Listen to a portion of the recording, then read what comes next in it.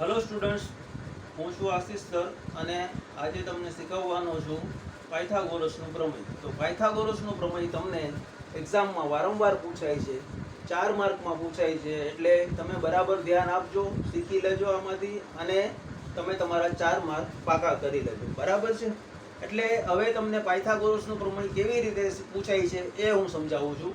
તમને 3 રીતે પાયથાગોરસનું પ્રમેય પૂછાય છે. પહેલી રીત, તેમાં તમને વિધાન આપેલું હશે કે પાયથાગોરસનું પ્રમેય લખો અને સાબિત કરો. બરાબર છે? બસ, બીજું કાંઈ નહીં આપેલું.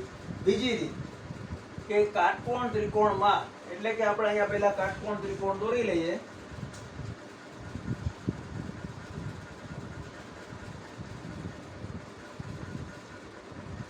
A, B અને C, જ્યાં B કાટખૂણો છે. બરાબર? તો કાટકોણ ત્રિકોણમાં શું આપેલું છે આપણને? કાટકોણ ત્રિકોણમાં કાટખૂણો બનાવતી બે બાજુઓના વર્ગનો સરવાળો. તો કાટકોણ ત્રિકોણ છે ABC, એમાં બે બાજુ કઈ છે? AB અને BC. આ AB અને BC ના વર્ગોનો સરવાળો, એટલે કે અહીંયા આપણે AB² + BC² બરાબર ત્રીજી બાજુના વર્ગ જેટલો, એટલે કે કર્ણના વર્ગ જેટલો થાય. કર્ણ કયો છે? AC કર્ણ છે. બરાબર?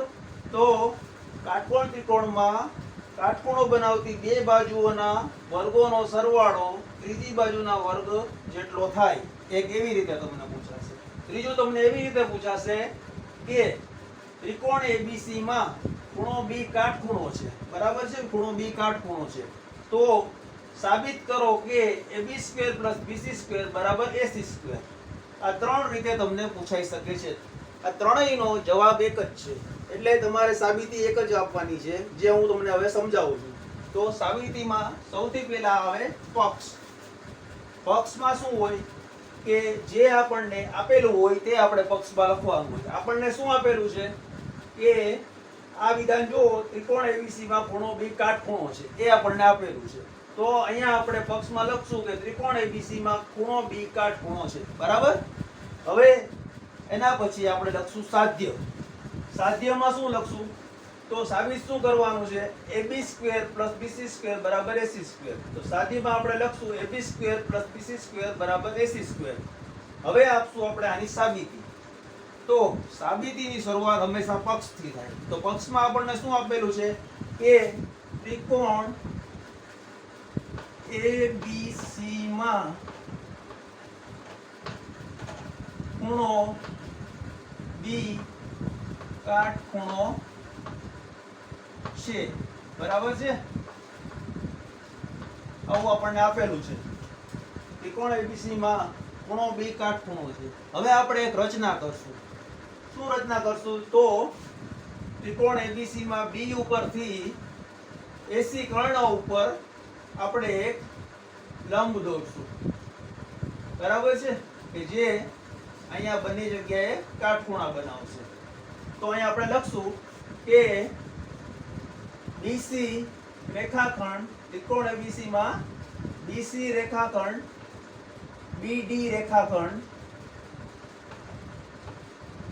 લંબ AC રેખાખંડ દોરો.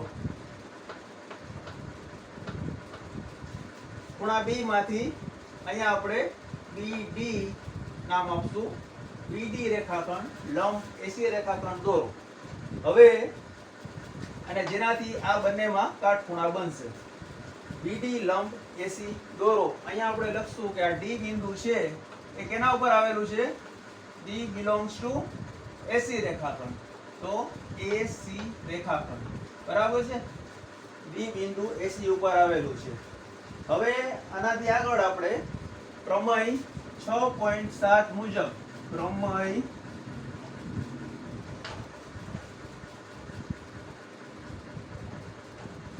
6.7 પ્રમાણે. તો પ્રમેય 6.7 આપણે આગળ શીખી ગયા છીએ.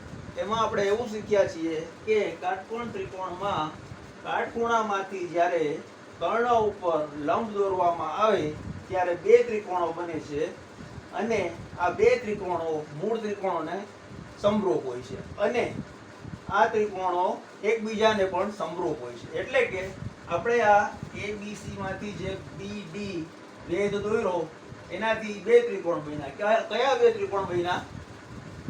ADB અને અહીંથી સ્ટાર્ટ કરવાનું BDC. હવે આ બંને ત્રિકોણો એ છે એ મૂળ ત્રિકોણ ABC ને સમરૂપ છે અને આ બંને ત્રિકોણો એટલે કે ADB અને BDC એકબીજાને પણ સમરૂપ છે. સમજાઈ ગયું? તો હવે આ બંને વારાફરતી આપણે એક એક ત્રિકોણ એટલે કે ADB અને પછી BDC બંને લઈ તેને મૂળ ત્રિકોણ સાથે સમરૂપ બતાવી અને સાબિતી કરશું. તો પહેલા આપણે લખશું અહીંયા આપણે ત્રિકોણ લેશું ADB. ત્રિકોણ ADB સમરૂપ ત્રિકોણ ABC. બરાબર છે? મૂળ ત્રિકોણ ને સમરૂપ છે. ત્રિકોણ ADB મૂળ ત્રિકોણ ABC ને સમરૂપ છે. હવે ખાલી સમજવા માટે આપણે અહીંયા બે કાટકોણ ત્રિકોણ દોરશું.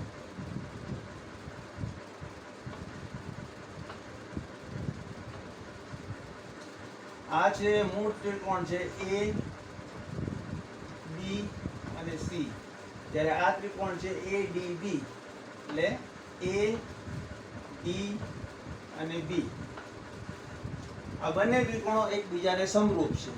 હવે પ્રમેય 6.7 માં આપણે શીખી ગયા છીએ કે જો ત્રિકોણ સમરૂપ હોય તો એને અનુરૂપ બાજુઓ સમપ્રમાણમાં હોય. એટલે કે ADB સમરૂપ ABC છે. ADB અહીંયા કાટખૂણો છે.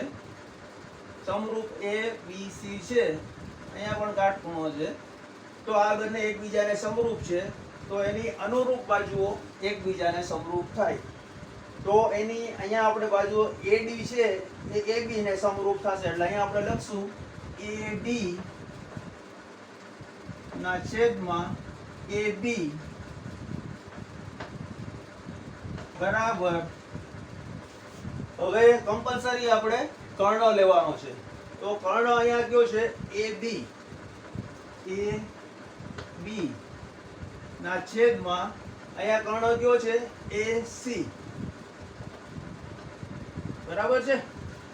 AD ના છેદમાં AB બરાબર AB ના છેદમાં AC. હવે ચોકડી ગુણાકાર એટલે આ આપણે ચોકડી ગુણાકાર કર્યો. તો એના ઉપરથી આપણને પરિણામ મળશે AD ગુણ્યા AC. AD ગુણ્યા AC વચ્ચે કોઈ નિશાની ન હોય એટલે ગુણાકાર સમજવાનો બરાબર AB ગુણ્યા AB બરાબર AB સ્ક્વેર. અહીંયા આપણે પરિણામ નંબર 1 આપશું. હવે આ જ રીતે આપણે બીજા બે ત્રિકોણોને સમરૂપ સાબિત કરશું. તો અહીંયા પ્રમેય 6.7 પ્રમાણે ત્રિકોણ ADB અને ત્રિકોણ ABC સમરૂપ છે. હવે બીજો ત્રિકોણ કયો આવશે? ત્રિકોણ BDC. ત્રિકોણ BDC સમરૂપ ત્રિકોણ મૂળ ત્રિકોણ ABC. બરાબર છે? હવે ત્રિકોણ BDC સમરૂપ ત્રિકોણ ABC. BDC સમરૂપ ત્રિકોણ ABC. તો આપણે અહીંયા સમજવા માટે ખાલી એની બે આકૃતિ દોરશું.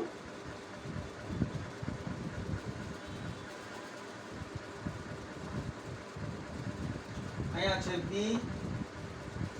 E અને C. આ કાટખૂણો છે અને સમરૂપ ત્રિકોણ છે ABC. તો અહીંયા છે મૂળ ત્રિકોણ A B અને C. બરાબર છે? BDC સમરૂપ ABC. તો પ્રમેય 6.7 મુજબ પ્રમેય 6.7 મુજબ ત્રિકોણ BDC સમરૂપ ત્રિકોણ ABC માટે હવે નીચેની બાજુ લેવાની. અહીંયા આપણે સાઈડની બાજુ લીધી હતી આ બાજુ આપણે નીચેની બાજુ લેશું. તો નીચેની બાજુ કઈ છે? DC ના છેદમાં અહીંયા કઈ આવશે? BC બરાબર BC ના છેદમાં BC બરાબર. અને હવે કમ્પલસરી કર્ણ લેવાનો. તો DC નો કર્ણ કયો છે? B અને C. એટલે આપણે લખશું BC ના છેદમાં કર્ણ AC બરાબર છે. હવે ફરીથી ચોકડી ગુણાકાર. તો આપણે ફરીથી ચોકડી ગુણાકાર કરશું. માટે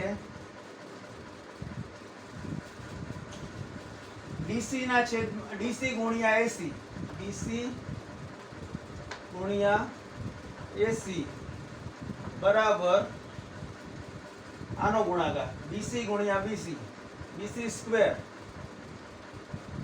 અને આપણે આપશું પરિણામ નંબર 2 બરાબર છે. પરિણામ નંબર 1 છે AD ગુણ્યા AC બરાબર AB સ્ક્વેર. પરિણામ નંબર 2 છે DC ગુણ્યા AC બરાબર BC સ્ક્વેર બરાબર છે. હવે આપણે આ પરિણામ 1 અને 2 નો સરવાળો લેશું. તો આ સમીકરણ છે માટે સમીકરણના સરવાળામાં ડાબી બાજુની સાથે ડાબી બાજુ આવે અને જમણી બાજુની સાથે જમણી બાજુ આવે. અહીંયા ડાબી બાજુ કઈ છે? AD ગુણ્યા AC. માટે બંને સમીકરણોનો સરવાળો લેતા બંને સમીકરણોનો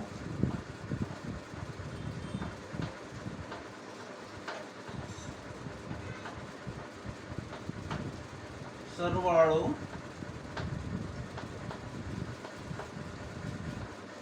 લેતા બરાબર છે. તો બંને સમીકરણનો સરવાળો લેતા શું આવશે? ડાબી બાજુ છે AD ગુણ્યા AC. અહીંયા આપણે લખશું AD ગુણ્યા AC પેલા ડાબી બાજુ બરાબર છે વત્તા આ સમીકરણ છે એમાં ડાબી બાજુ શું છે? DC ગુણ્યા AC. તો DC ગુણ્યા AC બરાબર. હવે જમણી બાજુનો સરવાળો જમણી બાજુ લેશું. તો જમણી બાજુ કઈ છે? તો પહેલા સમીકરણમાં જમણી બાજુ છે AB સ્ક્વેર. લખો અહીંયા AB સ્ક્વેર બરાબર છે. અને બીજા સમીકરણમાં જમણી બાજુ કઈ છે? BC square. તો અહીંયા લખો BC square AB square plus BC square બરાબર છે. હવે આ સમીકરણ જો આમાં તમને કઈ કોમન લાગે છે? AD ગુણ્યા AC બરાબર DC ગુણ્યા AC. તો આમાં AC કોમન છે એટલે આપણે AC કોમન કાઢી લઈશું બરાબર છે. તો AC ને આપણે કોમન કાઢીએ એટલે કૌંસમાં શું વધશે? AD પ્લસ BC બરાબર છે. અને આ બાજુ રહેશે AB square plus BC square બરાબર છે. AC કોમન કાઢી લો એટલે AD વત્તા DC બરાબર AB square plus BC square આવ્યું. હવે તમે અહીંયા જુઓ કે AD પ્લસ BC એટલે કે AD પ્લસ BC બરાબર તો AC છે રાઈટ. તો આપણે AD પ્લસ BC ની જગ્યાએ ફરીથી AC મૂકી શકીએ. તો આ AC એમને એમ રહેશે AC અને આ AD પ્લસ BC ની જગ્યાએ પણ AC આવશે. AD પ્લસ BC ની જગ્યાએ AC આવશે બરાબર AB square plus BC square બરાબર છે. તો હવે AC અને AC એટલે AC સ્ક્વેર AC સ્ક્વેર બરાબર AB square plus BC square. અહીંયા હું બોક્સ બનાવું છું બરાબર છે. તો આપણે સાબિત શું કરવાનું હતું? AC સ્ક્વેર બરાબર AB square plus BC square. અહીંયા જુઓ ત્રિકોણ ABC માં ખૂણો B કાટખૂણો છે ત્રિકોણ એબીસી માં ખૂણો બી કાટખૂણો છે તો AB² + BC² બરાબર AC² સાબિત કરવાનું હતું આપણે. તો આપણે અહીંયા શું સાબિત કર્યું કે AC² બરાબર AB² + BC² બરાબર છે. એટલે નીચે લખવાનું કે સાબિત થયું